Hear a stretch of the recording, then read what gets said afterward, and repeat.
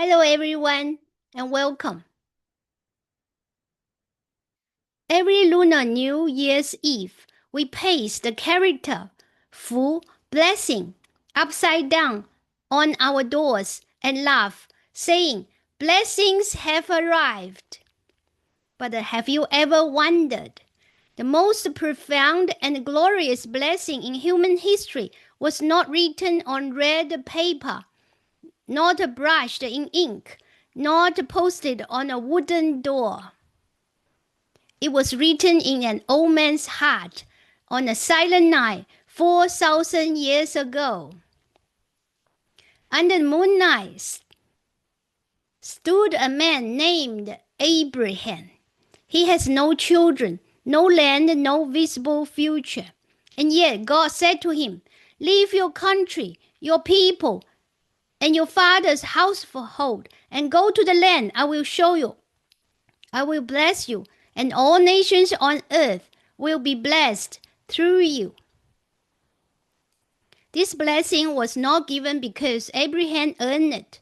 It was not a reward for moral excellence. It was grace, pure and undeserved. It did not require sweat. It did not require blood. It only required faith. But that was not how I grew up thinking. The first lesson I learned in life was this: blessings are something you grab with your own hands. If you are not naturally gifted, compensate with effort. If you are not ahead, run faster. While others sleep, I was at my desk. I squeezed into a top high school and barely survived among the elite. I told myself, once I enter university, blessings will come.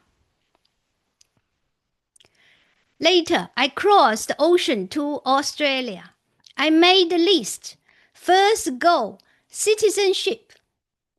The day it arrived, I celebrated with a good meal. The joy lasted 3 days. Then, emptiness. Second goal, a position in the office. I became the company's first ancient face. The directory added a new page with my name. I stared at it for a long time. Then, nothing. Third goal, public accountant. I dream of carrying a laptop, wearing a suit, stepping confidently in high heels. And then one day, in the reflection of a car parking lot window, I saw that perfect version of myself. She stood there, makeup flawless, dress impeccable. But as I looked at her, I couldn't feel happy at all.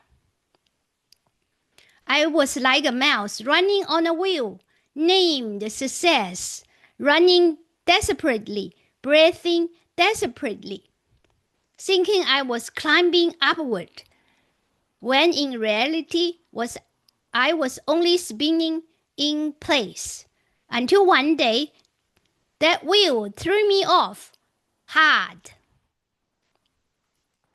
When my body finally broke down, I began to search for answers. In the mornings, I read Confucius and Mencius. At night, I turned to Lao Tzu and Zhuangzi. Later, I even began studying Buddhism. I became vegetarian. I released captive animals. I fed mosquitoes. I rescued ants. I was terrified of harming any living creature, as if my peace depended on it. One day, I accidentally killed a fly. In that instant, I did not feel guilt. I felt fear. Had all the merit I painstakingly accumulated just been erased?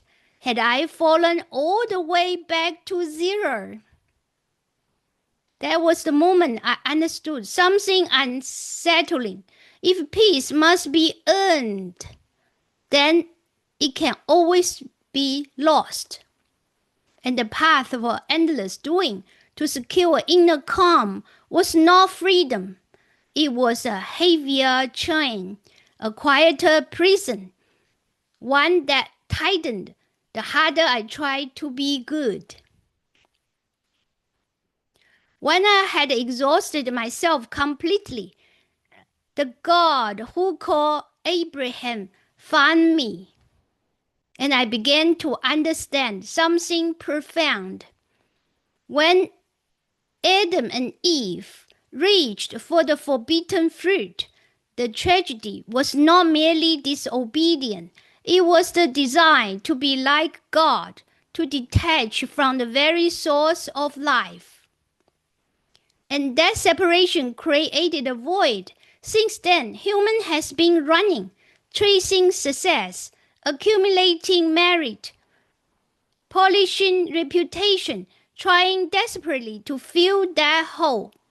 But the hole is infinite, and only the infinite God can fill it.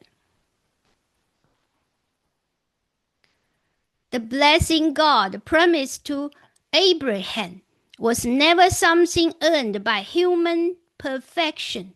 It was received through faith. And that blessing found its ultimate fulfillment in Jesus Christ. Jesus said, "Come to me, all you who labor and are heavy laden, and I will give you rest." When I was that little mouse, exhausted inside the wheel, it was Jesus standing there, offering me a life I did not have to earn. On the cross, he carried my labor and my sorrows, and in return, he freely gave me his peace. I was baptized. When I finally said, "I cannot," when I loosened my grip on the wheel, in that very moment, the emptiness I had traced for half my life was suddenly filled with peace. And I understood at last, true blessing is not what I finally achieved. It is what God had already accomplished for me. So, did everything become easy after that? No, there are still struggles, still nights where tears come without warning, but I am no longer alone. Grace is not a magic trick that removes difficulty. Grace is a promise of presence when difficulty remains. What God once promised to Abraham now rests quietly over my own doorway. My grace is sufficient for you. One day I will take my last breath. In that moment, my Australian passport will not help me. My professional titles will not help me. Not even the numbers of ends I save will help me. But one thing will, the grace received through faith. And when I stand before the God who created me, I believe he will personally wipe away my tears. And he will say, "Child, welcome home." Friends, the Lunar New Year, when you paste the character "Fu" upside down on your door, may you discover that the greatest blessing is not something you strive to secure, but something already given. May you, like Abraham, step onto the journey home. May the eternal blessing, free, undeserved, unearned, walk through your door today. Happy Lunar New Year. May you be truly blessed.